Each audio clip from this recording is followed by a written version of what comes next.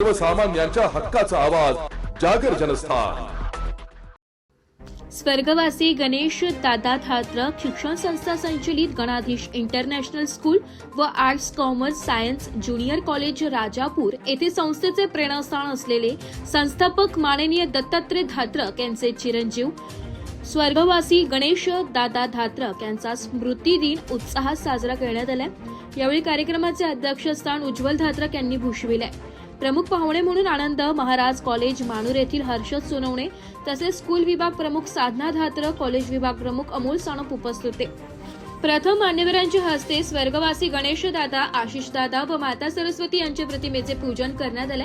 स्वर्गवासी गणेश दादा यांच्या स्मृती दिनानिमित्त इयत्ता नर्सरी ते इयत्ता 9वी या वर्गांच्या विविध स्पर्धा घेण्यात आल्या होत्या। त्यातील गुणवंत विद्यार्थ्यांचा मान्यवरांच्या हस्ते सत्कार करण्यात आला। यावेळी इयत्ता 1ली ते 12वीच्या विद्यार्थ्यांनी गणेश दादांच्या आठवणींना उजाळा दिला। तसेच स्कूल शिक्षिका रमा गरुड यांनी गणेश दादांच्या आठवणींना उजाळा दिला। स्कूल विभाग प्रमुख साधना धात्रक यांनी आपले मनोगत व्यक्त केले। कार्यक्रमाचे अध्यक्ष यांनी आपल्या अध्यक्ष भाषणातून मनोगत व्यक्त केले। या कार्यक्रमाचे सूत्रसंचालन वैशाली सोनवणे व आभार प्रदर्शन सोनाली दाभाडे यांनी केले। यावेळी योगेश चकोर, प्रियंका सानप, वैशाली सोनवणे, वर्षा ठमके, रमा गरुड, मनाली मोडसे, आनंद सानप, दिव्या कासार, आरती जाधव, सोनाली दाभाडे, दिव्या सोनवणे, जितेंद्र दाणे व शिक्षकेतर कर्मचारी व ड्रायव्हर उपस्थित होते। जागर जनस्थानसाठी प्रतिनिधी संदीप नवसे, नाशिक।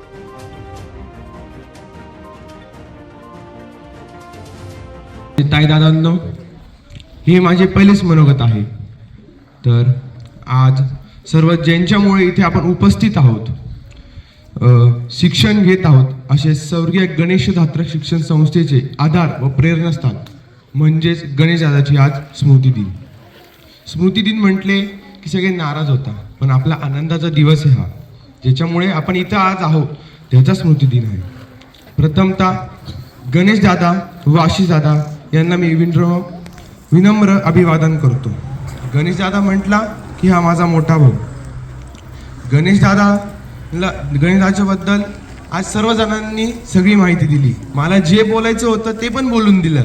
आता माझ्याकडे टॉपिकच नाही उरलाय, पण मी तुम्हाला एक गोष्ट सांगतो। एक दिवशी धात्रक सर गणेश दादाला सर्कसला घेऊन गेले। लहानपणी सर्कस कशी राहायची, प्राणी राहायचे तिथं। प्राणी म्हटले की ते सर्कसवाले सगळे डिटेलमध्ये आन्सर द्यायचे, म्हणजे प्राणी कसा राहतो, काय नाव, त्याची जात काय, काय खातो, त्याचे पूर्ण डेली रुटीन सांगायचे। तर एक दिवशी गणेश दादाने ते पूर्ण पाहिलं, पूर्ण ऐकलं। त्याच्या 2 ते 3 दिवसानंतर गणेश दादाचा इंटरव्ह्यू होता एक स्कूलमध्ये। त्या स्कूलचं नाव माझ्या मते झेवियर्स असं होतं। ती स्कूल त्यावेळेसची टॉप रँकर स्कूल होती।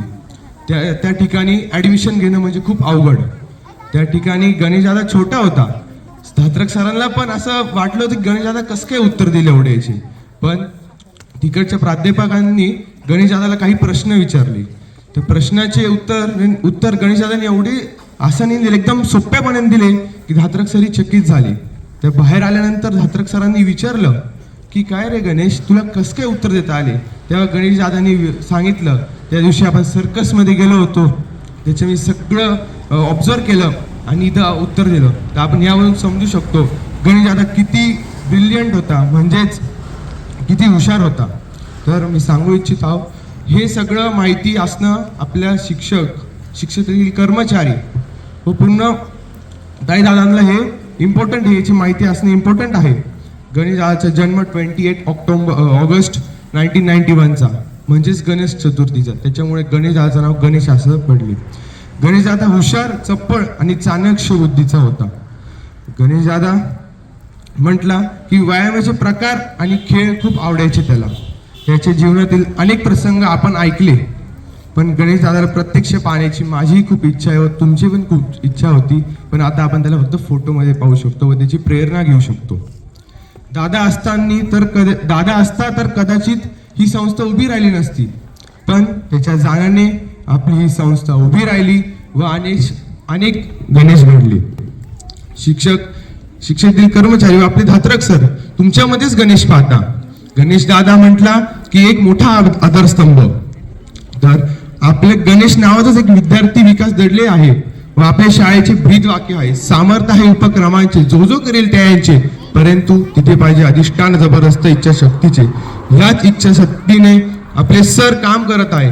सर नेहमी म्हणतात की विद्यार्थी हे आपले दैवत आहे आणि शाळा एक मंदिर आहे. म्हणून सर ज्यावेळी गाडीमधून पहिल्यांदा उतरतात त्यावेळी पहिली पायरीला टच करता, म्हणजे त्याचा नमस्कार करतात त्याला. म्हणजे तेच मंदिरात पहिला आपण मंदिरात जातो पहिला पायरीचा आशीर्वाद घेतो, जेणे की आपलं पुढचं काम चांगलं होईल. तर तसंच सर पहिल्या आल्यावर पहिले शाळेमध्ये जाता, शाळेची पहिली पायरीला टच करता, जेणे त्यांचं तुम्ही त्यांना दैवत, सर तुम्हाला दैवत मानता म्हणून ते पहिल्या पायरीला टच करता. ज्ञान मंदिरातून आतापर्यंत खूप गुणवंत, यशवंत, कीर्तिवंत मुलं घडलेले आहेत. एक्झाम्पल दिलं तर इंजिनियर, डॉक्टर, वकील, अजून शिक्षक, प्राध्यापक, खेळाडू व अधिक. माझ्याकडे बोलायला शब्द नाही, एवढे जण घडून गेलेले. आपली शाळा उपक्रमशील शाळा म्हणून आपल्या संस्थेचं नाव लौकिक आहे. संस्था विद्यार्थ्यांसाठी सर्व गोष्टी उपलब्ध करून देते. उत्तम शिक्षण, विविध स्पर्धा, कम्प्युटर, मिनरल वॉटर, अजून म्हणायला गेलं तर लॅब, अजून इत्यादी भरपूर काही व सुविधा तुमच्यासाठी उपलब्ध करून देते. त्याच्यामुळे आता आपली जबाबदारी आहे की आपण गणेशासारखे हुशार बनावा व बनवण्यासाठी प्रयत्न करावा. शाळेतील प्रत्येक उपक्रमात सहभागी व्हावा.